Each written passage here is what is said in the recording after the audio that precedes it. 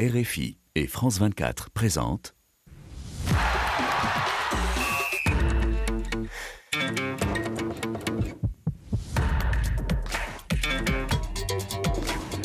Radio Foot International, le Café des Sports, Annie Gasnier.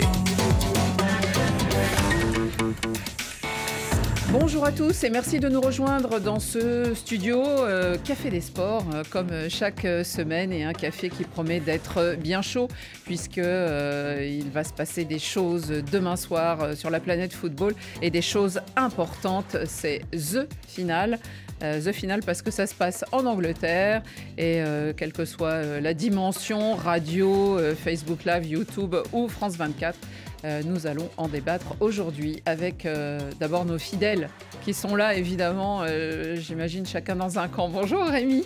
Bonjour. Il a mis du blanc. Ah oui, c'est pour déjà dire que les anges sont au paradis, pendant que d'autres ont des chemises rouges sang, preuve qu'ils sont blessés. Ah oui, c'est ce qu'on va voir. Bonjour Xavier. Moi j'ai pris un peu de jaune là, j'en ai. Ah oui, on le voit pas beaucoup. Oui, il est là. On peut pas dire que ce soit... Non, on parle des chemises, on parle des chemises. Jaune et noir. Jaune et noir, comme par hasard en fait. Comme par hasard. Bonjour à tous. Bonjour David Lortolari. Bonjour Annie, bonjour à tous. Alors, heureux de vous recevoir aujourd'hui et vous allez nous apporter toutes vos lumières sur, un plaisir partagé. sur cette finale.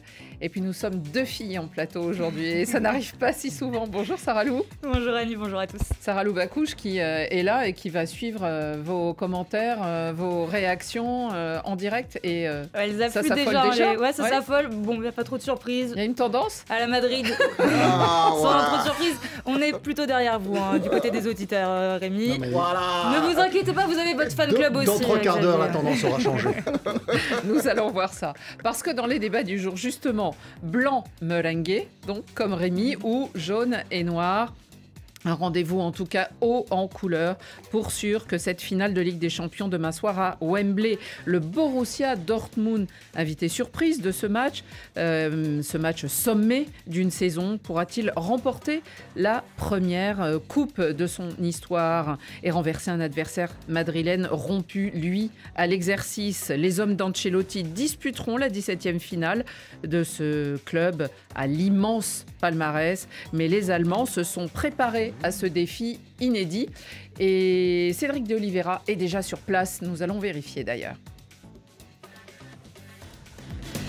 La surprise bavaroise à Munich. Fini Tuchel, le Bayern en nouvelle compagnie. Et oui, Vincent Kompany, l'ancien grand défenseur des Citizens et international belge, aujourd'hui jeune entraîneur sans palmarès, au style de jeu offensif qui a séduit les dirigeants de l'ogre bavarois.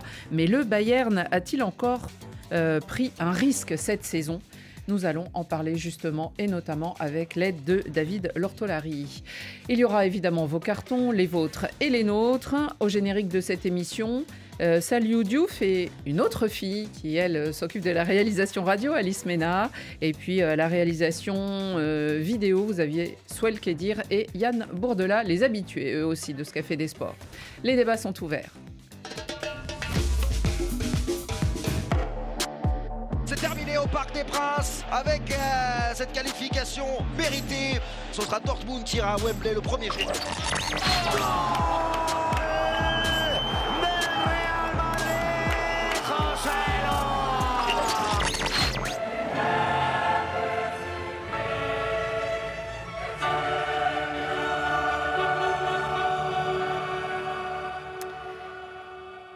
Et oui, il y a beaucoup de symboles dans cette finale de la Ligue des Champions qui se déroulera donc samedi soir à Londres. D'abord parce que ça se déroule à Wembley, dans un stade au nom mythique en tout cas, et aussi à l'architecture, mais aussi parce que c'est le pays qui a codifié les règles du football et qui attend le dernier match finalement d'une série de Ligue des Champions, puisque la formule est déjà périmée. L'année prochaine, il y en aura une autre. En tout cas, l'affiche aussi est inédite entre, on le disait tout à l'heure, le Borussia Dortmund venu d'Allemagne pour une 3e finale à ce niveau du club. Et en face, évidemment, l'ogre, le Real Madrid, qui lui jouera sa 18e finale. Il faut savoir qu'ils en ont gagné 14 sur 17. Donc les erreurs sont quand même rares et en plus elles sont anciennes, on va y venir. En tout cas, Wembley, il y a un stade et il y a notre envoyé spécial. London is calling, juste à cet instant. Bonjour Cédric de Oliveira, vous nous entendez ? Salut les amis. Alors vous êtes devant le stade mythique. Est-ce que, Cédric, il y a déjà une sorte d'ambiance est-ce que la température monte dans les rues de Londres ? Est-ce que vous avez senti ça déjà, croiser des supporters ? Alors oui, on en a croisé quelques-uns, mais vous savez, Londres, c'est très très étendu. Hein. C'est autre chose que Paris, par exemple.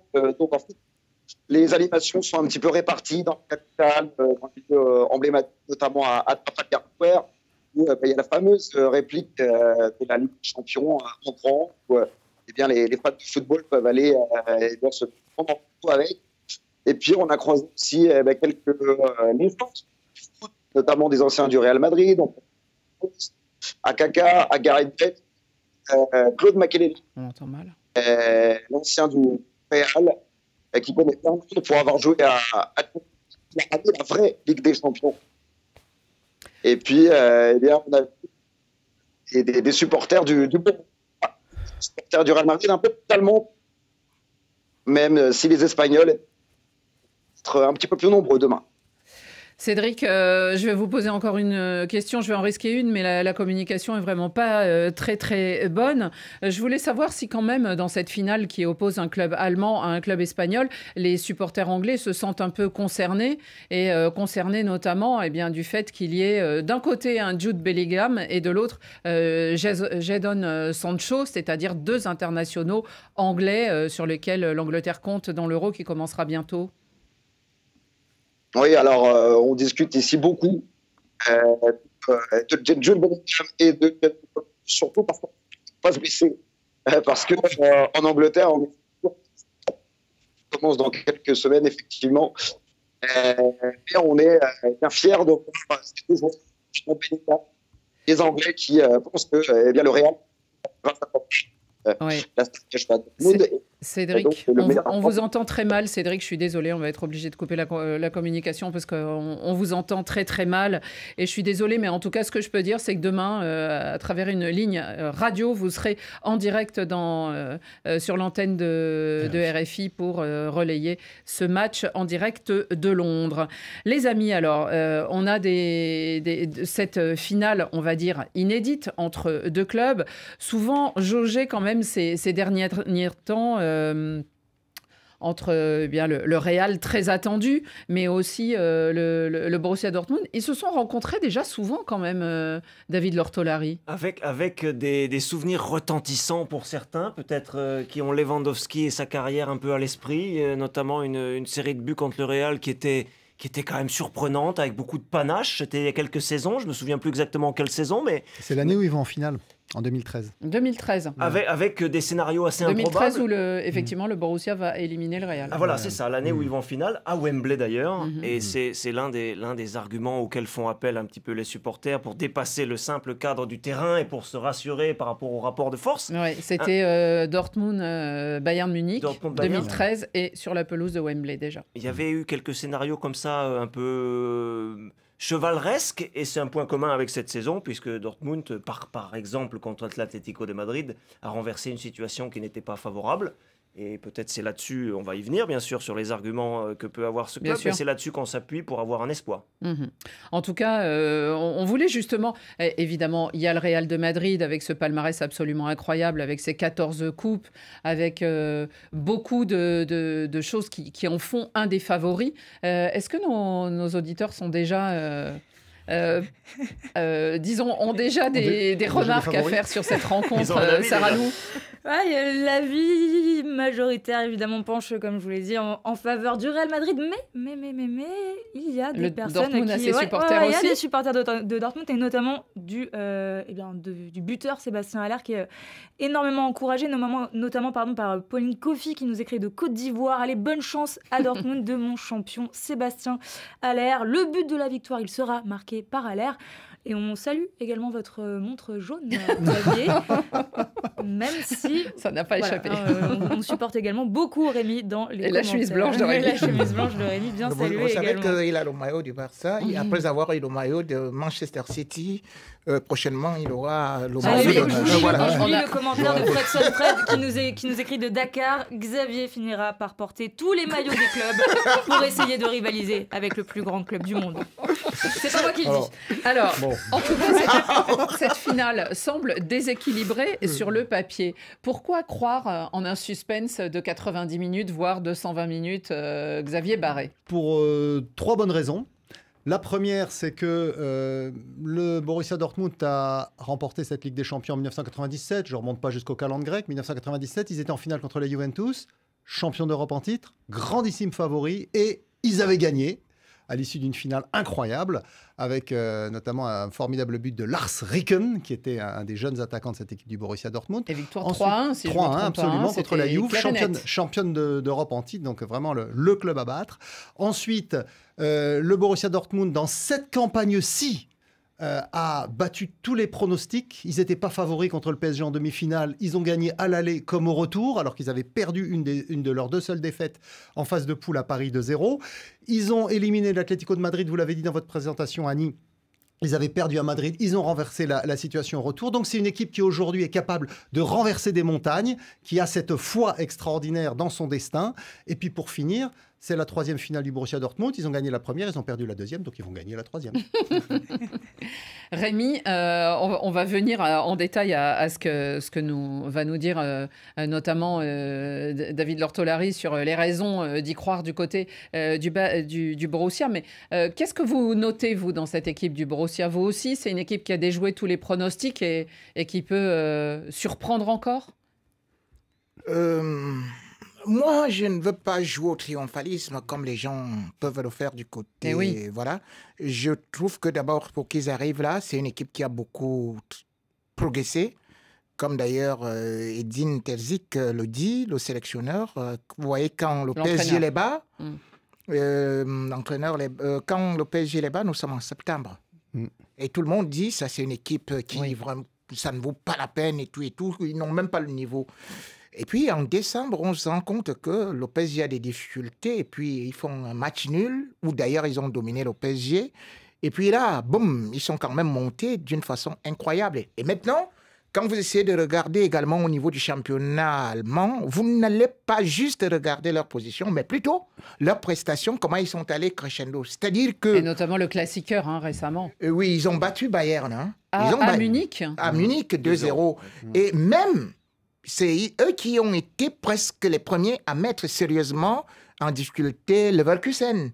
C'est-à-dire que sur les 2 matchs, Leverkusen n'égalisait que dans les dernières secondes, après avoir beaucoup souffert. Donc, pour moi, c'est une équipe qui est joueuse et surtout qui peut aussi piéger dans la mesure où au niveau de la possession, parce qu'elle est déjà convaincus de ses faiblesses. Elles sont défensives parce qu'ils ont une charnière avec des gaillards qui ont de la peine à pouvoir faire quelque chose. Voilà. Sur la vitesse. Donc du coup, la possession, ils vous la laissent. Quand on regarde les statistiques au niveau de la possession en Ligue des Champions, ils sont à 47%.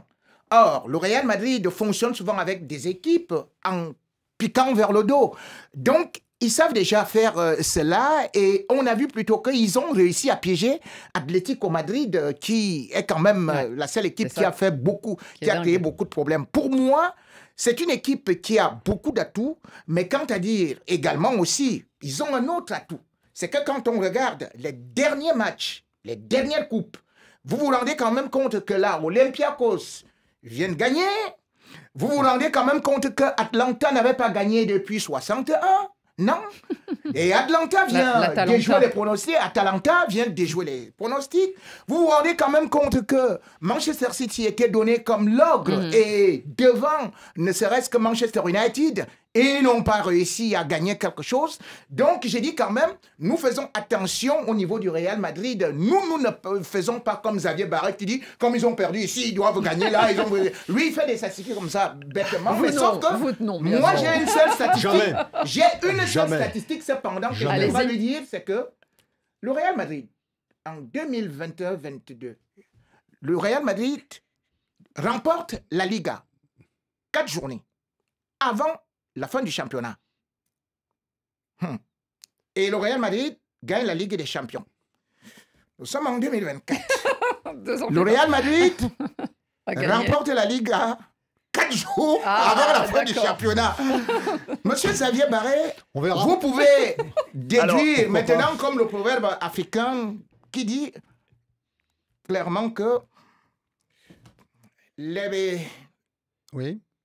pirogues passent, mais la rive reste. C'est comme ça le Real Madrid, c'est la rive de la Ligue des Champions. Alors il y a des inondations parfois.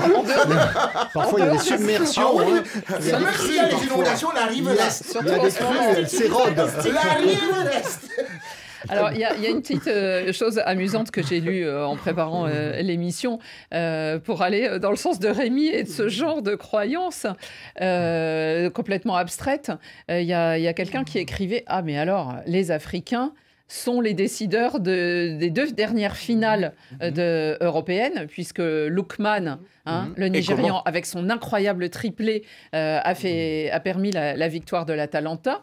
Et puis, on a le Marocain, Ayoub El Kaabi, qui, lui, avec son unique but, a permis à l'Olympiakos de l'emporter. Et tout le monde se dit, donc Sébastien Haller va faire gagner le Borussia Dortmund. Et ce serait, dans ce cas-là, très certainement en fin de rencontre ou à l'occasion de prolongation. Il rentre en cours de match. Puisqu'on connaît déjà 10 des 11 titulaires au moins, l'équipe étant stable aujourd'hui. Il y a peut-être un ailier ou l'autre qui peut jouer, un Adeyemi à la place d'un Malen ou l'inverse, mais on connaît l'équipe de départ. Donc ce serait dans le cas d'une entrée en dernière partie de match. Mais il a fait pareil à la CAN. Mais c'est tout à fait possible. En plus, c'est quelqu'un qui est réaliste, donc il peut entrer, avoir une occasion et marquer. Ce serait une histoire formidable pour lui et pour son club, bien sûr. Alors on a d'un côté de la foi, Xavier a parlé de foi pour Dortmund et je suis d'accord avec ça, de l'autre côté des croyances statistiques improbables de Rémi. Mais je suis d'accord, Annie, par rapport aux atouts que Rémi évoquait, et cette équipe sait comment elle doit procéder. Mats Hummels, qui est un petit peu le chef de la défense, qui est le plus expérimenté, qui va sur ses 36 ans, il les aura en fin d'année civile, a exprimé encore très récemment dans la presse le plan de jeu, c'est-à-dire Dortmund ne va pas se jeter dans la moitié de terrain adverse et avec la lenteur de ses défenseurs centraux s'exposer à des contres incroyables. Donc ils savent à peu près comment se positionner. Et on l'a vu contre le Paris Saint-Germain. Absolument. Hummels, c'était l'homme du match quand même, à l'aller comme au retour. Beaucoup dans sa surface aussi, avec le gros brin de chance qu'il a fallu parce qu'il y a eu 5 ou 6 énormes occasions parisiennes. Mais aussi, ce que je veux dire, pour compléter ce qui a été dit, l'Atlético de Madrid, match aller, pardon. Lorsqu'il y a la réduction de l'écart, il y a 0-2 et ça revient à 1-2, c'est là où le Borussia se dit on a peut-être une campagne incroyable à faire cette saison. Et ça a été dit par les joueurs, ça a été confirmé. Depuis lors, ils ont pris conscience, 2-3 jours après ce match, cette courte défaite à Madrid, ils se sont dit on peut peut-être réussir contre des équipes aussi fortes que nous, plus fortes que nous, des grosses écuries européennes. Et depuis lors, il y a cette confiance qui s'est installée.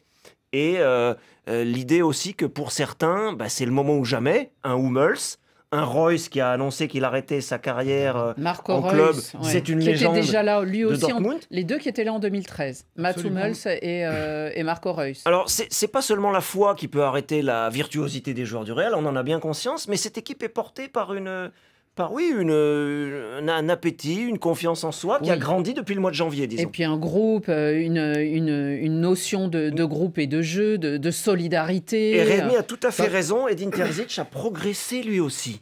Il était un entraîneur très émotif, il était un entraîneur un peu rigide, avec une idée de départ qu'il avait du mal à faire évoluer. Et depuis 2024, il a progressé au contact de ses joueurs, il a appris des matchs qui ont été parfois très frustrants, des points perdus en championnat dans plein de rencontres. Il a appris de ça. Le championnat perdu la saison dernière à la dernière journée. Il a su aussi. Alors qu'ils doivent être champions. Ils sont pas incapables de gagner la dernière journée à domicile contre Mayence. Il a dit d'ailleurs que leur début de saison, le fait qu'ils ne soient pas si bien classés cette saison est dû aussi à ce début de saison où ils ont revécu cette mauvaise fin de championnat pendant plusieurs journées. Et on a su aussi, je peux terminer par là si vous voulez, on a su aussi dans l'encadrement, aux côtés de l'entraîneur Terzic, ajouter un Nouri Sahin qui est un homme qui est un homme qui a un esprit offensif qu'on connaissait comme joueur, et Sven Bender aussi, qui était un défenseur majeur de cette équipe, qui sont venus compléter le panel. L'encadrement. Et c'est une preuve de modestie de la part d'un entraîneur de se dire, bon, j'ai peut-être à apprendre encore aujourd'hui. Donc l'équipe est portée un peu par ça, aussi bien sur le terrain que sur le banc. Xavier, on parle beaucoup de ce collectif, on parle aussi de l'entraîneur. Est-ce que dans tous les noms des grands noms de joueurs finalement, ou ceux qui s'illustrent dans ce groupe, on les citait tout à l'heure, avec Sancho, avec Hummels et Reus, mais il y a encore Sabitzer, qu'on a vu excellent, Emre Can, ou encore cet Adeyemi, là, on le voit sur les images derrière nous, pour ceux qui nous regardent, qui fait vraiment le côté, là, le danger permanent. Karim Adeyemi, c'est celui qu'ils ont recruté à Salzbourg d'ailleurs pour remplacer Erling Haaland quand il est parti à Manchester City. Ouais. Alors c'est pas le même profil de joueur, c'est un joueur beaucoup plus fin, beaucoup moins imposant physiquement, mais qui va très très vite, qui a le sens du but et qui confirme effectivement tous les espoirs placés en lui. Donc avec effectivement la vitesse de Karim Adeyemi, la puissance de Niklas Füllkrug, qui est quand même une révélation tardive, un phénomène assez incroyable, un joueur de deuxième division qui arrive comme ça en équipe d'Allemagne, à Dortmund maintenant titulaire devant Sébastien Haller, puisque Haller était malade. Et blessé. Il y a aussi Doreen Malen, l'international néerlandais. Donc il y a Julian Brandt, qui est quand même un très bon joueur. Il y a beaucoup de solutions offensives. Et c'est probablement l'atout de Terzic et de ses adjoints, effectivement, parce que Terzic est souvent discuté. C'est pas un entraîneur. Autant Ancelotti est un grand entraîneur, autant Terzic, ça reste encore à prouver. Mais il a su effectivement s'entourer, comme l'a très bien expliqué David Lortolari. Et donc, en s'appuyant sur ces joueurs qui ont les jeunes, qui ont beaucoup de qualité, et les anciens, les cadres qui ont cette expérience, vous avez cité Marco Reus, dans ce sera le dernier match, Mats Hummels, bien sûr. Oui, il a déjà fait ses adieux au club. Emre Can, qui a joué à la Juventus, qui a joué au Bayern, donc des joueurs qui ont une grosse expérience, et ces joueurs-là, ils encadrent les jeunes, et ils donnent à cette équipe de Dortmund, finalement, qui a été quand même traumatisée par ce titre perdu à la dernière journée l'an dernier, ils donnent cette sérénité qui leur permet d'aborder cette fin de saison avec beaucoup de certitude, finalement. Sarah Lou, des réactions, des commentaires au sujet de ce Borussia ? Oui, et puis vous avez parlé donc de Sébastien Haller, beaucoup d'auditeurs disent que le but de la victoire côté BVB sera celui de Sébastien Haller, mais on nous dit également, messieurs, de ne pas oublier que si on va du côté des joueurs africains, le Real a également un grand joueur africain en la personne de Brahim Diaz, le joueur marocain aussi, qui évolue au Real. Voilà, il ne faut pas l'oublier, on nous le dit, on nous le répète. Puis bon, un petit proverbe africain qui vous est dédié, Rémi. Demain, ce sera la chute de la Maison Blanche, nous prédit Strong Ebunga, qui nous écrit depuis Kinshasa. Rémi Ngono, calmez-vous, un proverbe africain dit « N'insultez pas un crocodile avant de traverser une rivière ». C'est du classique, c'est du grand classique. C'est bien parce que justement son proverbe nous prouve que les crocodiles ne vivent pas dans des rivières. Donc pour l'instant, c'est quelque chose d'improbable. Toujours quelque chose à dire, mais non, mais c'est... Mais ne vous en faites pas. Alors, Rémi, il y a les grenouilles, les silures... Les crocodiles vivent dans la mer. Alors, pour l'instant, les crocodiles vivent dans la mer. Nous sommes dans les fleuves. Revenons les crocodiles vivent dans la mer. Sur la rive. Nouveau, ça. Donc là où nous sommes actuellement, par rapport à ce que nous sommes en train de regarder, c'est que j'ai justement dit pas de triomphalisme. Voilà. Mais cependant... Alors justement, c'est la question que je voulais vous poser, Rémi, parce que cet ogre merengue, on parle de l'ogre bavarois, mais là on est passé à autre chose, l'ogre merengue... il faut remonter dans le temps quand même pour trouver une finale perdue. Ils en ont disputé, le Real, 17. Ils en ont gagné 14. Ils en ont donc perdu 3. Voilà. Et la dernière perdue, c'était 1981. Et sinon, on a cherché tout à l'heure avec Sarah Lou, il fallait remonter à 1962 et 64. Donc vraiment, c'était dans la mémoire.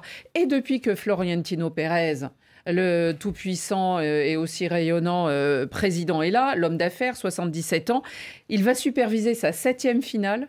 Et il n'en a perdu aucune jusqu'à présent. Et donc, c'est ça qui est fou aussi. Rémi, est-ce que... On devrait le faire rentrer. Est-ce que...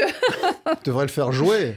Il a surtout longtemps cherché la décima. Rémi, est-ce que dans ce palmarès, avec ce refrain aussi qu'ils ont inventé, nous sommes le plus grand club du monde, ce favoritisme, j'imagine des bookmakers à Londres, est-ce que ça ne peut pas leur jouer un mauvais tour au merengue ? C'est pas le favoritisme, c'est la réalité. Le favoritisme, c'est quelque chose qui le statut n'est de pas favori, mérité. pardon. Le statut favori, c'est ce que vous avez. C'est contrairement à ce que Xavier Barré passe le temps à aller raconter dans des télévisions qui émettent en Afrique, où il dit que seuls, c'est les arbitres qui font gagner le Real. Donc, je lui fais comprendre que, effectivement, quand vous regardez le président du Real Madrid, il a déjà gagné plus que le Barça pendant 115 ans ou 200 ans. Voilà. But refusé à Leipzig, et but refusé contre le Bayern.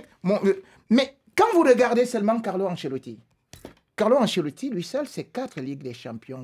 C'est 4 super... 4 en tant qu'entraîneur oui, et 2 en tant que joueur. Oui, 4 super Coupes d'Europe, sans pour autant oublier. C'est en tant qu'entraîneur, hein, je vous le dis très bien. Donc, aujourd'hui, c'est quelqu'un qui a une certaine expérience. Ah oui, et quand on essaie de regarder ce club du Real, même quand on est jeune, vous avez vu, il faut aller citer le vieux Hummels comme étant expérimenté. Mais vous oubliez qu'au Real, même étant en train de téter, vous êtes déjà expérimenté dès que vous arrivez là-bas.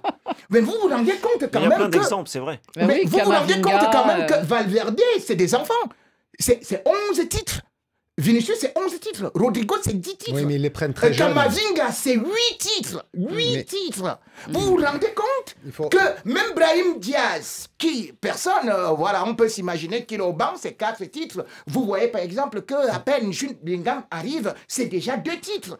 Donc, c'est quelque chose qui n'existe pas dans le Barça de Xavier Barré où on joue très bien pour finalement récolter les libellules. On va pas rappeler le palmarès du Barça de Guardiola, par exemple, avec des joueurs tous formés à la Masia. Non, mais donc, si on va sur ce terrain-là, on va s'éloigner de la finale. Ça ne peut pas nous jouer des sales tours. Bien au contraire, c'est quelque chose qui est déjà dans l'ADN. C'est-à-dire que ils ont la tête sur les épaules. Beau mener même le Real.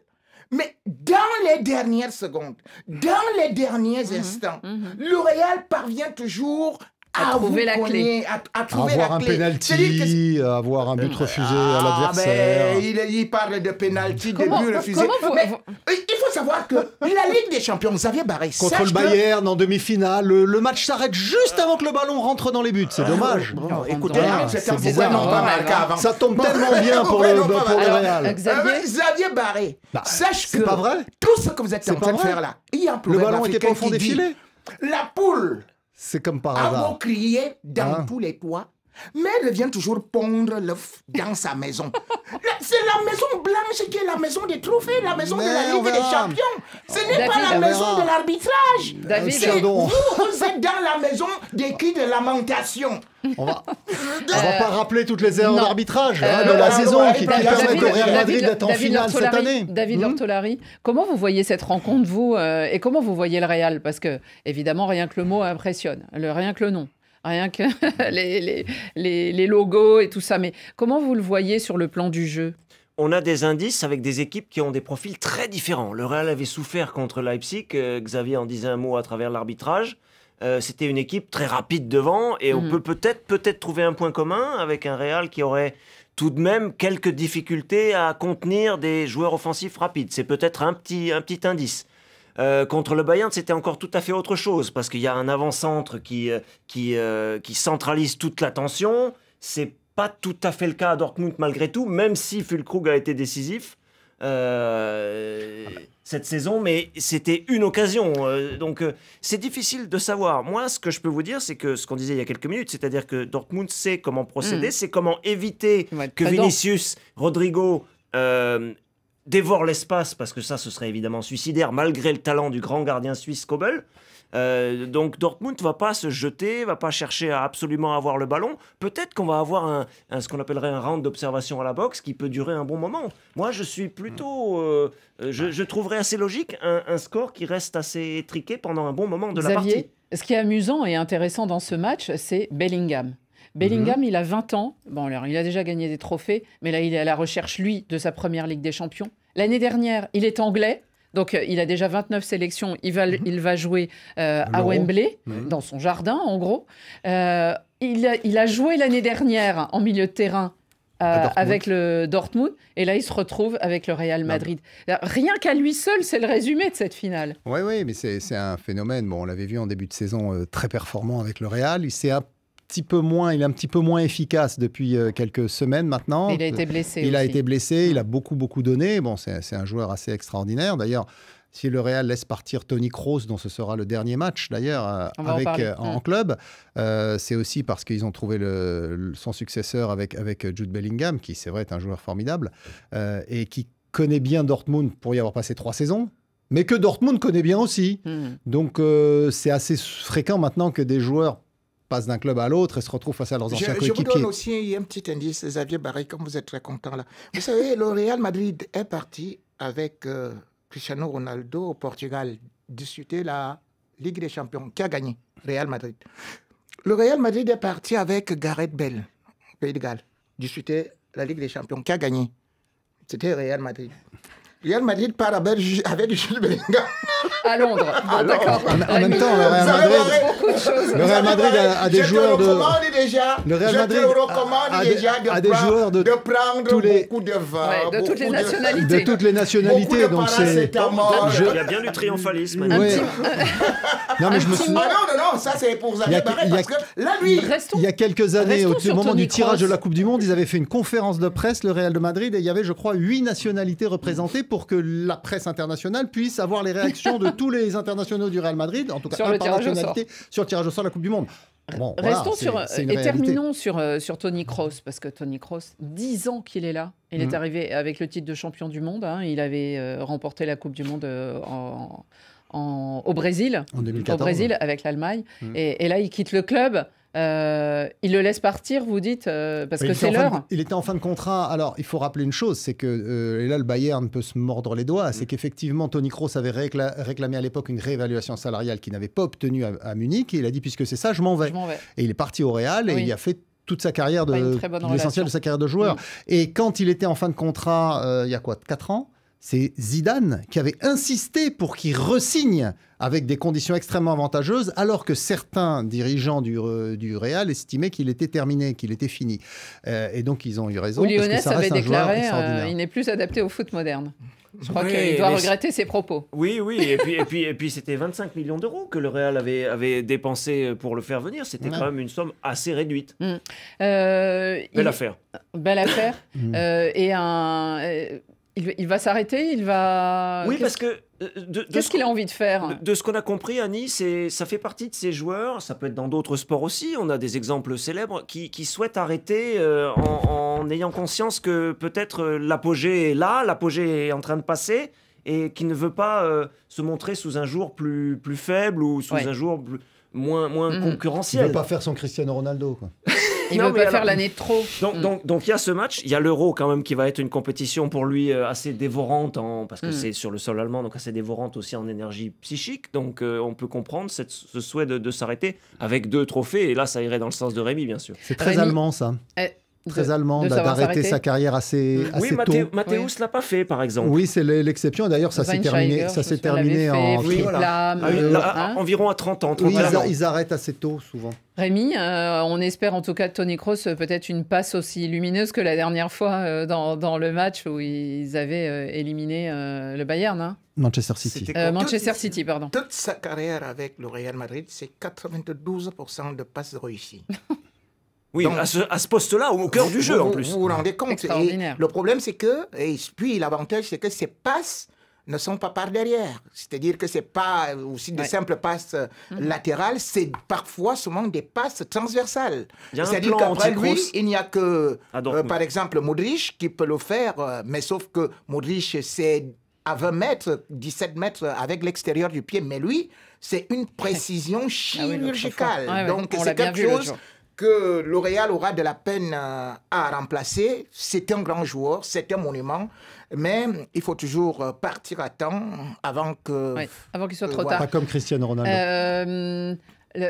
Cristiano Ronaldo, lui, il est parti après la Ligue des Champions. Il est encore parti remporter ailleurs. Et il vient de remporter, continue à rempiler, mon cher ami. Vous disiez qu'il y a un plan anti-Kroos. Oui, c'est-à-dire que, évidemment, le Borussia Dortmund a regardé les matchs du Real. Mats Hummels a d'ailleurs confirmé, lui, qu'il regardait systématiquement tous les matchs du Real depuis bien longtemps. Exactement. Mais surtout en ce moment. Et Terzic va demander à Marcel... Hummels aussi. L'entraîneur va demander à Marcel Sabitzer, qui est un joueur qui ne rechigne pas à faire des efforts, de venir mordre les mollets de Toni Kroos. Ça sera une clé de la rencontre.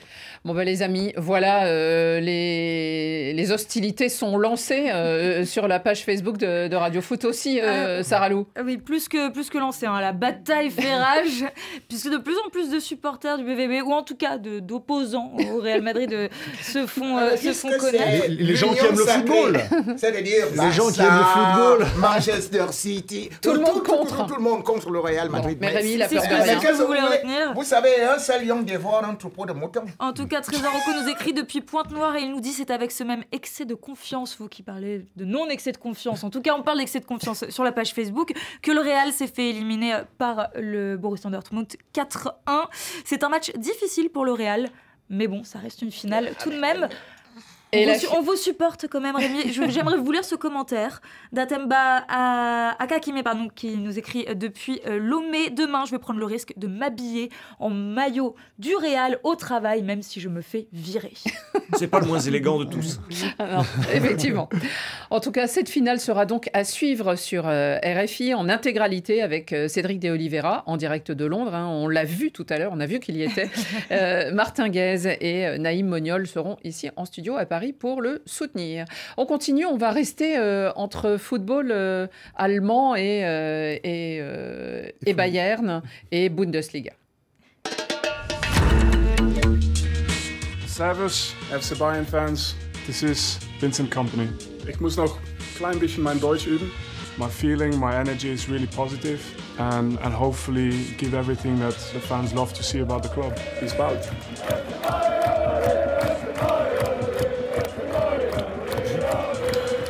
Alors, à l'issue d'une saison où, pour la première fois, le Bayern, depuis bien longtemps, le Bayern n'a pas été sacré champion d'Allemagne. L'année dernière, c'était passé juste et cette année, c'est pas passé du tout. Voilà les Bavarois lancés dans un nouveau pari. Et on aimerait bien vos lumières, David, parce que hier, ils ont intronisé, pour ceux qui nous regardent toujours, il y a les images de Vincent Kompany en chemise blanche, lui aussi, tiens, est-il pro-Real qui hier, là-bas, du côté de Munich, faisait ses premières déclarations.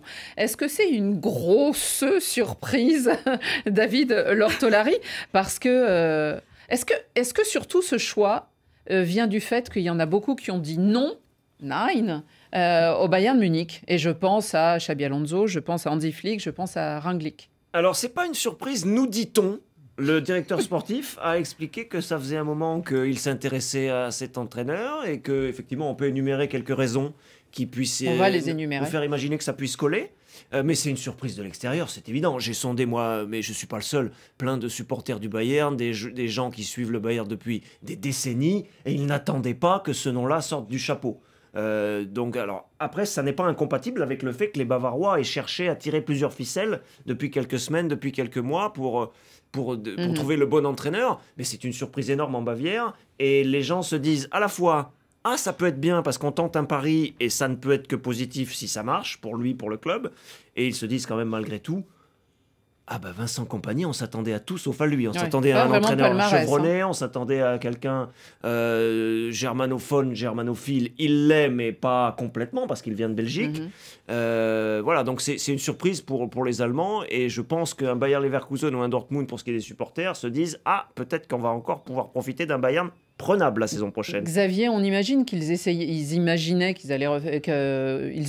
que peut-être que ça va être un Xabi Alonso bis, pourquoi pas le Belge. Mais surtout, on se dit, il y a 2 ans, ils ont recruté Julian Nagelsmann et qu'ils ont viré il y a 1 an à peine, enfin un peu plus d'1 an, un peu moins d'1 an avec Tuchel qui est arrivé a fait un peu plus. Ah oui, il a fait un peu plus, oui. Un peu plus d'1 an. Bref, ils l'ont viré pour remettre, je dirais, quelqu'un de plus... Ils étaient prêts à le faire revenir d'ailleurs. Il était aussi sur la liste, Julian Nagelsmann. Oui, et il a dit non aussi. Donc, bon, alors... C'est un pari. Oui, c'est un pari. Alors, c'est pas complètement insensé quand on regarde le parcours de Vincent Kompany, qui a été longtemps capitaine de Manchester City sous la coupe de Guardiola. Guardiola lui-même dit que ce sera son successeur chez les Citizens.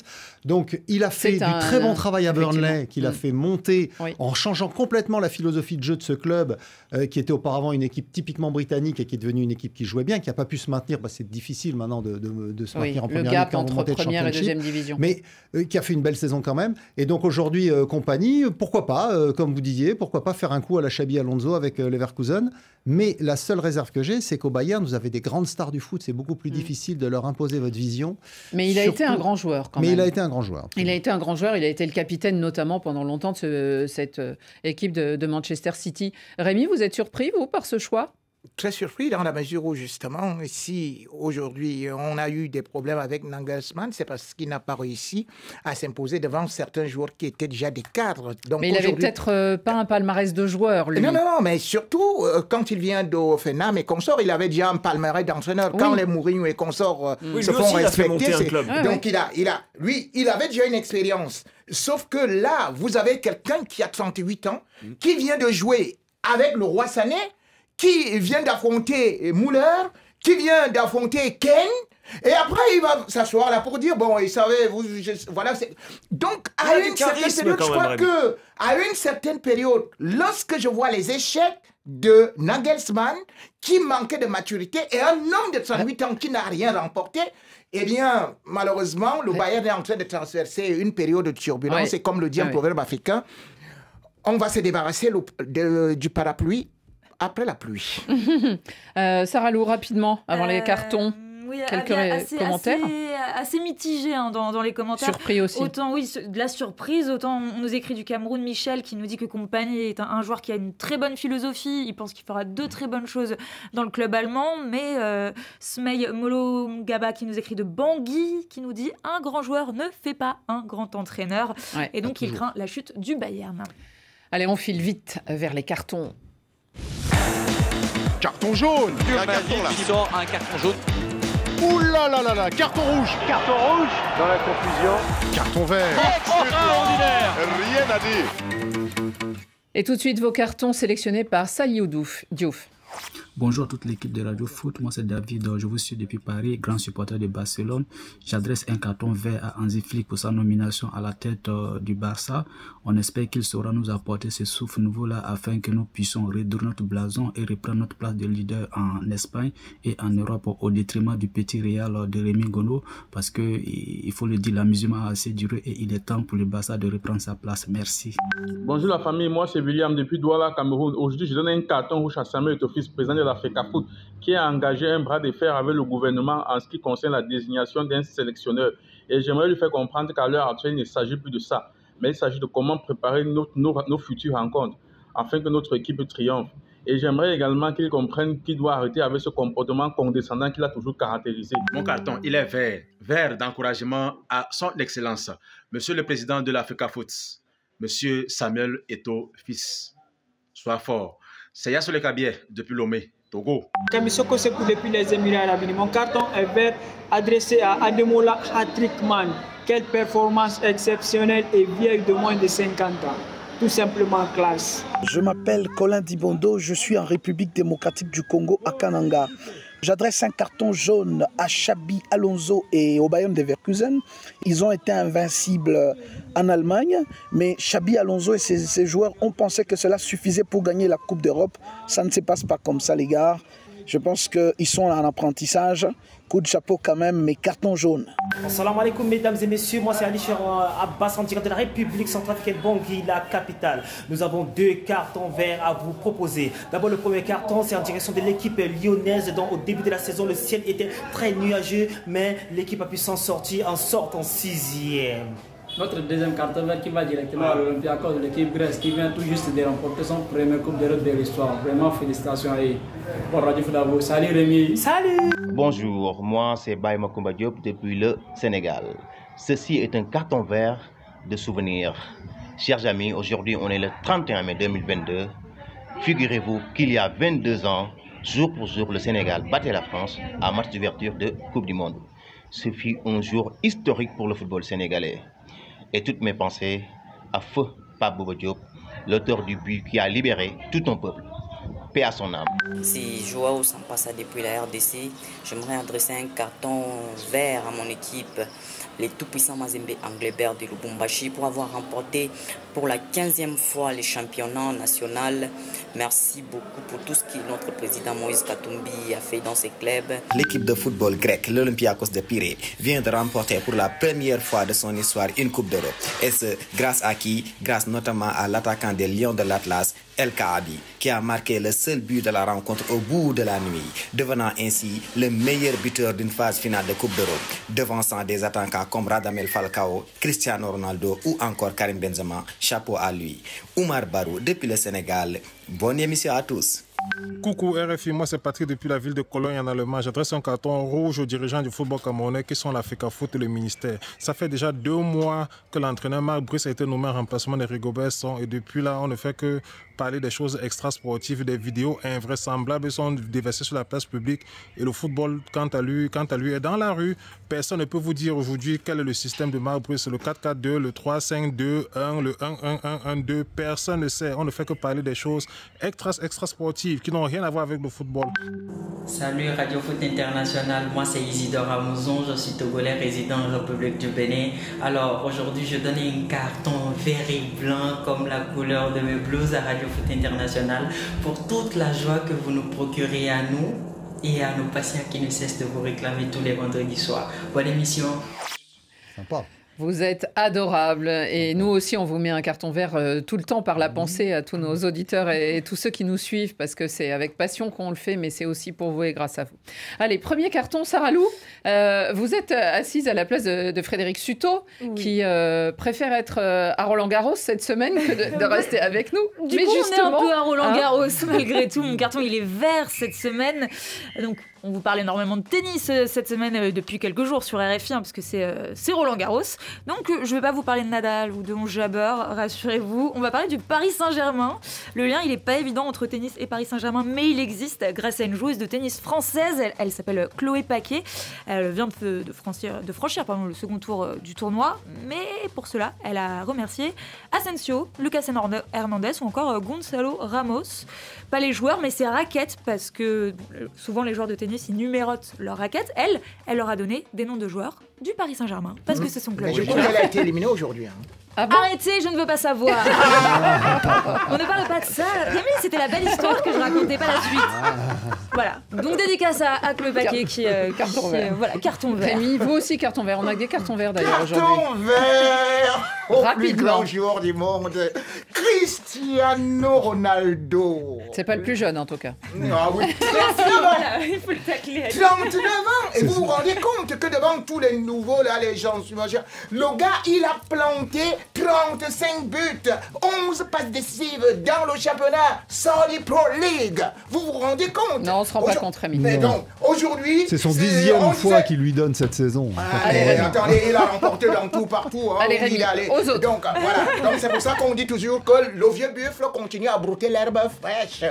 David Lortolari, rapidement. Aurélien Tchouameni et David Alaba sont dans le groupe du Real, bien que blessés. Et moi, ça me fait plaisir, ce genre de choses. Ça me permet de faire une sortie rapide sur l'Euro, puisque David Alaba accompagnera l'équipe d'Autriche aussi à l'Euro et j'aime bien qu'il y ait des mascottes dans les groupes, des joueurs qui ont fait une partie de la saison, qui sont blessés, qui ont rendu service, qui sont blessés et qui restent dans le groupe pour une finale comme ça, c'est très sympathique. Et même Lounine qui est grippé, il fera le voyage à part, mais il sera là aussi à Wembley. Il a les entraînements. C'est un bon esprit. Même si c'est Courtois qui jouera sûrement. Xavier. Oui, carton vert, parce que pendant qu'il y a la finale de la Ligue des Champions en Europe, il y a la fin du premier tour de la Libertadores, la Ligue des Champions d'Amérique du Sud en Amérique latine, en Amérique du Sud, et je suis désolé Annie, mais votre club préféré, Flamengo, n'a pas terminé premier de sa poule. Il a été devancé par Bolivar, un club de Bolivie. Oui, Bolivar de Bolivie, qui a gagné sa poule et qui a fini avec 13 points et qui va donc jouer la suite de la compétition. C'est assez rare pour Tinelli. Eh bien, la Radio Foot donne aussi un carton à un Sud-Américain. Il s'agit de Cavani, Edinson Cavani, qui hier soir